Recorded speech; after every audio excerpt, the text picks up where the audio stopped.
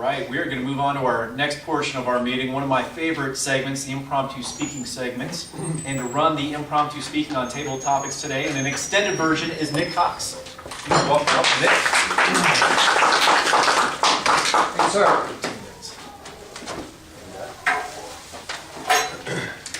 For those that don't know, table topics is the impromptu speaking portion of the meeting. Normally what happens is the table topic master asks a question, and then you have 1 to 2 minutes to respond in a way that has an opening, body, and conclusion to your response. Try to get 2 minutes if you can, because we have plenty of time, and I have a limited number of questions.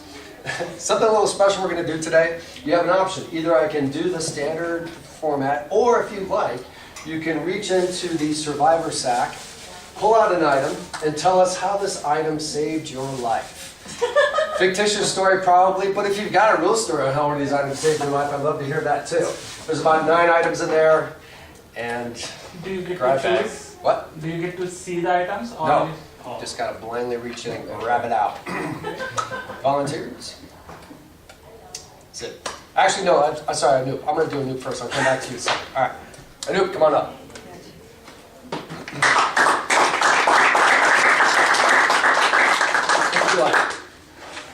I cannot see you. You cannot see, so you want to reach in there? Okay, grab one.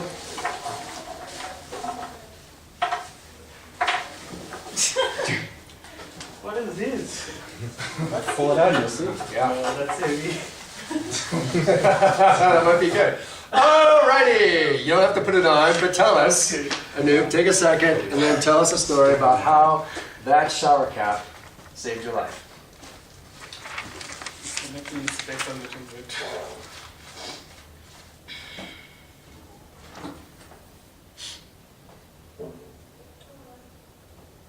Okay. It was the winter of 2016. And I was in Colorado State University, and we had a big snowstorm. I did not realize that I had a class, and they did not, unfortunately, they did not cancel any classes. They were like, come on, you have to get into the classes. Study is important. And I woke up at 9 a.m. I was like, okay, I have the class. I will go get the shower. But when I got ready, I forgot something in my bathroom, and I was holding my backpack, and I went inside. I kept it on the table, and I was trying to pull something, and this cap was there. So when I pulled my bag, it kind of stuck to me like that. I got out, I took the bus, and I did not realize that it is snowing until I got into the main campus. And I see that I do not have a jacket with a hoodie.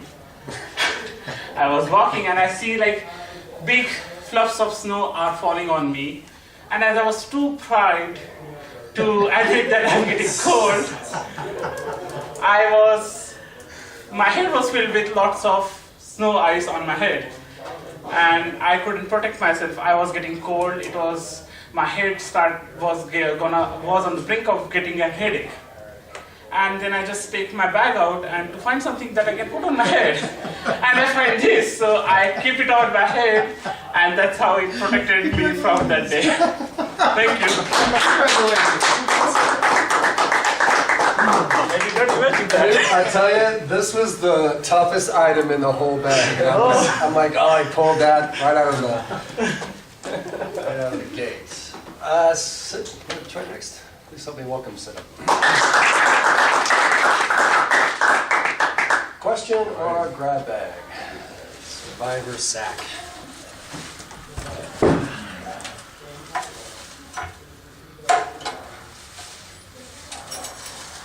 Oh. Yep. Okay. How many of you guys have been to Australia? I know she has. You guys have, right? Oh, so you have, right? So you know that there's a lot of snakes in Australia, right? Like a ton of them. Yeah, you know that, right? So basically, and there's a lot of venomous snakes. There's constrictors. There's all kinds of snakes in Australia, right? So I was over there, and I'm walking in the outback, and tons of snakes around. I don't know what I'm doing. I've never been to Australia before.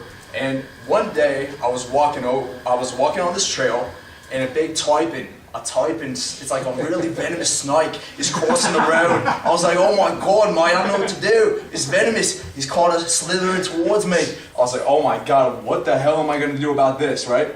And I remember an old Aboriginal saying, right, which is that if you bring a necklace with you into the outback, it should have chickens on it, because the chickens on the necklace will distract any venomous snakes. So I had remembered this. I was so lucky that I was prepared for the outback, right? If I wasn't prepared for the outback, I mean, what the hell would I, what would I have done? I would have been bitten by a venomous snake. So there I was. I reached into my knapsack. I saw that type, and I was trying to, like, you know, wrangle it. What do they call that when a snake charmer? I was trying to charm the type, and he was kind of coming at me. So I brought out my necklace with the chickens on it. I was like, here boy, all right, fetch. I threw it, this thing would run away, and I was on my way. I was good to go. Good job, man.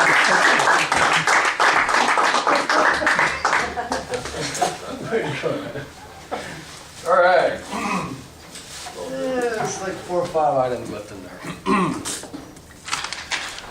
Tim, would you want to come up and give it a try? Yeah, I mean, All right. now I know you never come here. Thank you. Question or bag? I'll take the question. All right, If cool. you can remind me what the outline of it was again. Well, there are several different questions, and I'm going to ask one from you, and then you'll have 1 to 2 minutes to give some kind of response. Doesn't have to relate to the question. It could be basically about anything. Okay. And try to give it a opening body and then conclusion with your response. And you can take a few seconds to think about what you're going to say. Okay. The question is about pride, the word of the day. I'd like to hear a moment that you felt proud of either yourself or somebody else, and it could be a moment where you're speaking or an event that happened or anything like that.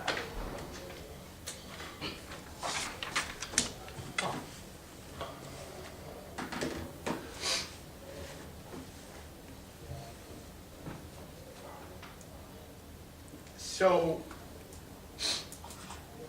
when I think of pride, it often has a somewhat negative connotation in my mind. And I think of people who are acting maybe a little bit beyond themselves. But we can encourage today to think of pride in its most positive light. And when I think of that, when I think of pride in that way, the first person that jumps to my mind is my wife. My wife has multiple sclerosis, which is a really horrible disease that is largely invisible, but it is there and raises its ugly head from time to time. And she has really taken this disease head on, and she struggled for a while to find doctors and a team of care people to sort of give the outlines of what to expect and to try drugs and other things to manage it. But more importantly, she's discovered people who really embody what she believes that the disease doesn't define her. And these are people who we raise a lot of money for research, but more than anything else, they're people that get out every day and try to make the best of the situation that's been presented to them. So that's who I have great pride. Nice job.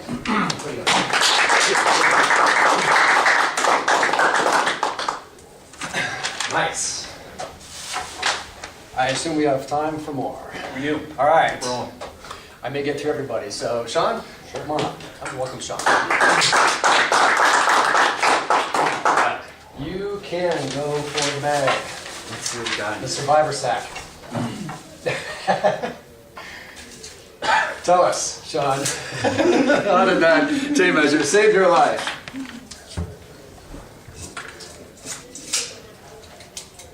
So you know how we're all like 13 at one point, right? Especially for men, this is probably a really important thing when we're 13 years old. Because we've all built tree houses before, and we needed to measure and see how long this piece of wood we need to use. So I grew up when I was 13. I was in Russia at the time. Also, happy Russia Day. If you didn't know, No. It's Russia Day.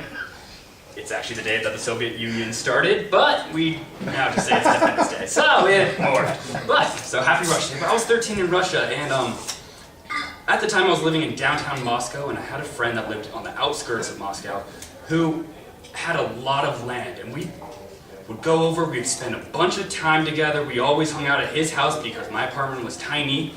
And we would go over there and we would spend late nights just hanging out and kind of, measuring things out. Because we were planning to build a tree house, and we needed 2x4s. We were really gonna go into this tree house and make this massive tree house that had 6 rooms. We had a vision of it was gonna be bigger than his actual house, and we were making measurements constantly.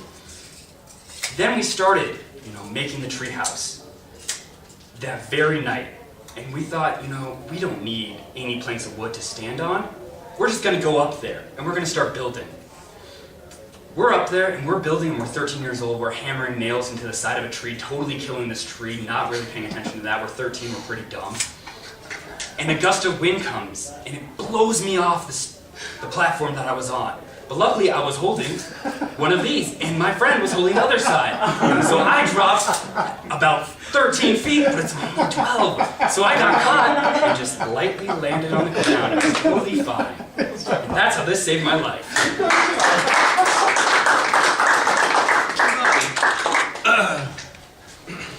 I was wondering where you were going to go with that. Okay, anybody else? Suk, come on up.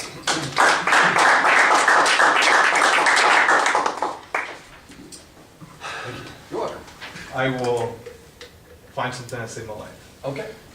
Have at it. Do you have some good questions?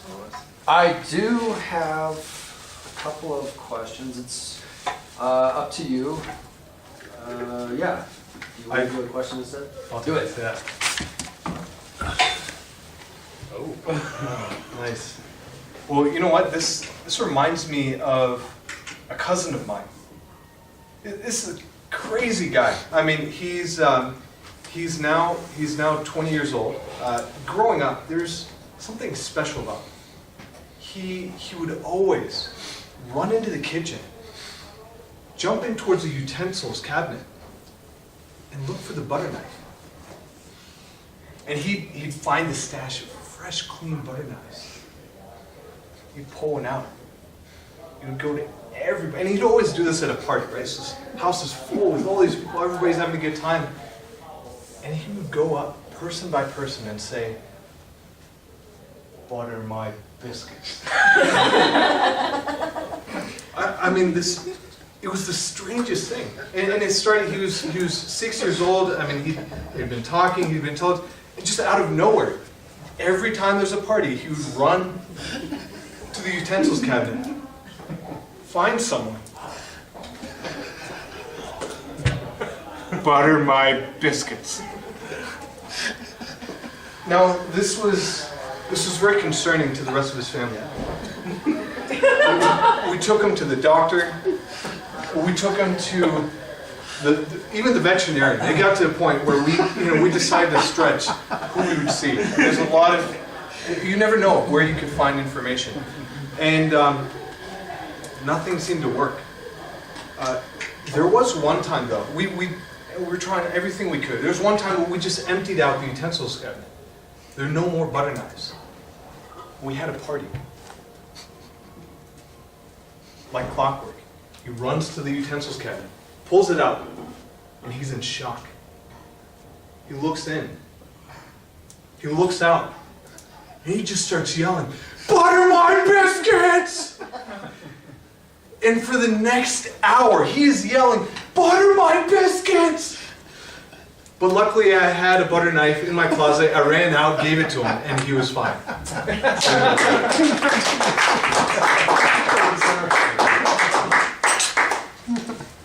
Okay. One more question. Anybody, or there's, I think, 2 more items in here, yes, or a couple of questions. Anybody else? All right, Matt, thank you, sir. Whatever you want. You want a question or you want me to grab? First,